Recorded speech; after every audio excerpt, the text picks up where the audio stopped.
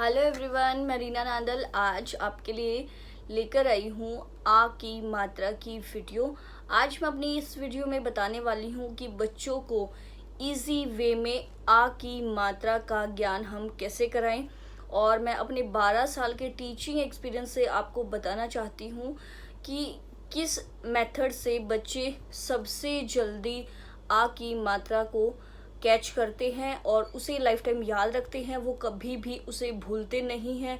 मैं अपनी क्लास में मैक्सिमम ऐसे ही कराती हूँ और सारे ही बच्चे इजीली इस मेथड को कैच कर जाते हैं। कभी भी उनको कोई भी कंफ्यूजन नहीं रहती आ की मात्रा में, और वो हमेशा ही तो आ की मात्रा सबसे पहले कब करानी चाहिए मैं ये बताऊंगी। जब बच्चों को पूरा स्वर व्यंजन का ज्ञान हो जाए और शब्दों को जोड़ना जब बच्चे को आ जाए, उसके बाद हमें आ की मात्रा शुरू करानी चाहिए। क्योंकि जब तक बच्चे को शब्द जोड़ नहीं आएगा तो आ की मात्रा वो कैच नहीं कर पाएगा, क्योंकि वो शब्दों को बनाना नहीं जानता। जब बच्चे को कम से कम 2 अंक और 3 अंकों के शब्दों का जब जोड़ बच्चे को आ जाए, उसके बाद हमें उसमें आ की मात्रा स्टार्ट कर देनी चाहिए। बच्चे को सबसे पहले आ की मात्रा का चिन्ह बताना है हमें, उसके बाद व्यंजन में आ की मात्रा को कैसे जोड़ना चाहिए वो हमें बताना चाहिए। तो वो हम कैसे बताएंगे, चलिए वीडियो स्टार्ट कर लेते हैं। और मैं बता देती हूँ आज आपको एक ऐसा इजी सा मेथड जिससे आप अपने बच्चे को आ की मात्रा को बहुत आसानी से सिखा सकते हैं और बच्चे फिर कभी भी उसमें भूल नहीं करेंगे। तो चलिए वीडियो स्टार्ट कर लेते हैं। आ की मात्रा, सबसे पहले हम आ की मात्रा का चिन्ह देखेंगे। आ, और ये है इसका चिन्ह, आ की मात्रा का चिन्ह। अब हम इसको बच्चे को कैसे सिखाएंगे जोड़ना। हमने ये ले लिया क जमा आ की मात्रा, तो ये बनेगा का। शुरुआत में जब हम बच्चे को सिखाएंगे तो हम उसको अलग अलग बताएंगे कि ये क है, क में आ की मात्रा को हम जोड़ेंगे तो ये बन जाएगा का। ये हमें प्रैक्टिस सिर्फ 1 या 2 दिन करानी है, उसके बाद हमें सिर्फ साउंड पर ध्यान देना है। फिर हमें उसे कोई और वर्ण लेकर सिखा सकते हैं कि जैसे च में आ की मात्रा जोड़ी तो ये बन जाएगा चा। अब हम लिखते हैं यहाँ पे छ में आ की मात्रा जोड़ी तो ये बन जाएगा छा। का, चा, छा। इसी तरह से बच्चे को सभी वर्णों में आ जोड़ कर दिखाएंगे और उसकी साउंड को बच्चे से बुलवाएंगे, बार बार प्रैक्टिस कराएंगे तो बच्चे को अच्छे से याद होगा, समझ आएगी उसको और वो साउंड को कैच करेगा। जब बच्चा ऐसे जोड़ना सीख जाए उसके बाद हमें ध्यान देना है कि बच्चा इसको बगैर जोड़े फर्राटे से कैसे पढ़े। यानी कि हर बार बच्चा ये ना पढ़े छ जमा आ की मात्रा छा, ये बहुत लंबा हो जाता है। ये सिर्फ बच्चे को समझाने के लिए 1 या 2 दिन हमें प्रैक्टिस करानी है। उसके बाद हमें बच्चे की साउंड पर काम करना है, बच्चे की कैचिंग पावर को बढ़ाना है कि बच्चा एक एक चीज़ को ना पढ़े, एक ही बार में डायरेक्ट साउंड बोले। मतलब क जमा आ की मात्रा का ऐसे ना बोल के सीधा का पर कैसे चला जाए बच्चा, उस पर अब हमें ध्यान देना है।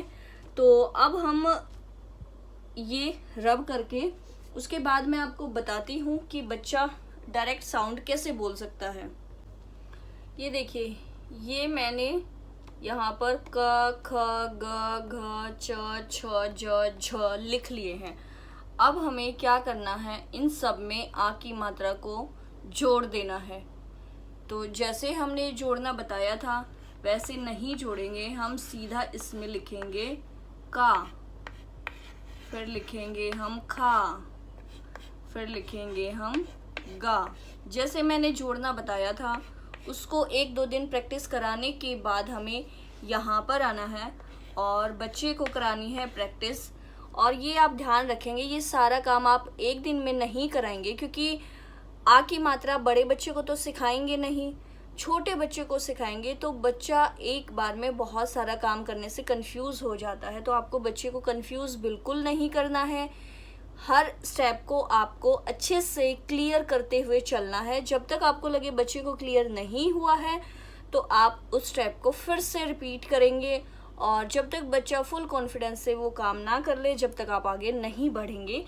बच्चा कोई ज़्यादा टाइम भी ले सकता है, कोई एक दिन में भी कर पाएगा इसे। चा, छा,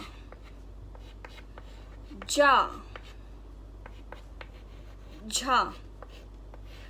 अब अगर आपने मेरी एक बात नोटिस की हो तो मैंने पहले आपको बताया था क जमा आ का, ऐसे मैंने बोला था, लेकिन ऐसे पढ़ने में बच्चा ज़्यादा टाइम लगाएगा और सुनने वाले को भी अच्छा नहीं लगेगा, बच्चे में भी कॉन्फिडेंस बिल्डअप नहीं हो पाएगा। तो आपको 2-3 दिन वहाँ पे प्रैक्टिस कराने के बाद आपको इस तरह से कराना है। इसे बोलते हैं 12 खड़ी। 12 खड़ी मैंने सिर्फ आ की मात्रा अभी ली है, पूरी 12 खड़ी मैं किसी दिन कराऊंगी जिसमें सभी वर्णों के साथ सभी मात्राएं लगा के सिखाई जाती हैं और हर एक की साउंड का पता चलता है कि किसके साथ कौन से साउंड लग के क्या बोला जाता है। तो चलिए हम इसको पढ़ लेते हैं। का, खा, गा, घा, चा, छा, जा, झा। बच्चे को इस तरह से प्रैक्टिस कराइए और बार बार बच्चे को बुलवाइए, तो बच्चा फिर कभी भी क जमा आ का नहीं पढ़ेगा, सीधा वो बोलेगा का। आप कहीं और उंगली लगाएंगे तो बच्चा उस साउंड को भी कैच करेगा और बोलेगा खा, गा, घा, चा, छा, जा, झा। इस तरह से बच्चे को कराइए तो बच्चा स्पीड पकड़ेगा, जल्दी जल्दी बोलना सीखेगा और आ की मात्रा उसके लिए बिल्कुल आसान हो जाएगी, क्लियर हो जाएगा उसको, और वो कभी भी इसको भूल नहीं पाएगा। मीन्स मेन बात क्या है, बच्चे की साउंड पर फोकस करना है हमें, ताकि बच्चा जोड़ जोड़ कर ना पढ़े। पहले जोड़ कर पढ़ाना इसलिए ज़रूरी है ताकि बच्चे को कॉन्सेप्ट अच्छे से क्लियर हो जाए कि ये साउंड आई है तो क्यों आई है, इसका रीज़न क्या है कि इसमें ये आ का डंडा जुड़ गया है और या क्या डंडा है आ की मात्रा। तो इस तरह से आप बच्चे को अच्छे से आ की मात्रा पूरी तरह से क्लियर करा सकते हैं। और ये क ख ग झ तक तो मैंने बता दिया है, उसके आगे भी आप ग ज्ञानी तक लास्ट तक मीन्स आ की मात्रा को इसी तरह से लिख के बच्चे को उसकी साउंड की प्रैक्टिस करा दीजिए, तो बच्चा कभी भी जोड़ जोड़ कर फिर दोबारा नहीं पढ़ेगा। और ये पूरा सब प्रैक्टिस से ही आएगा। जितना प्रैक्टिस आप बच्चे को बुलवाने की करेंगे उतना ज़्यादा बच्चा कॉन्फिडेंस से बोल पाएगा और उतना स्पीडली बोल पाएगा। और बच्चे को लिख के ज़रूर बताएं ताकि बच्चे को लिखने में भी गलती ना रहे और वो साउंड भी कैच करे। और अगर आप बोलते हैं डिक्टेशन तो वो साउंड कैच करके उसको लिख भी पाए।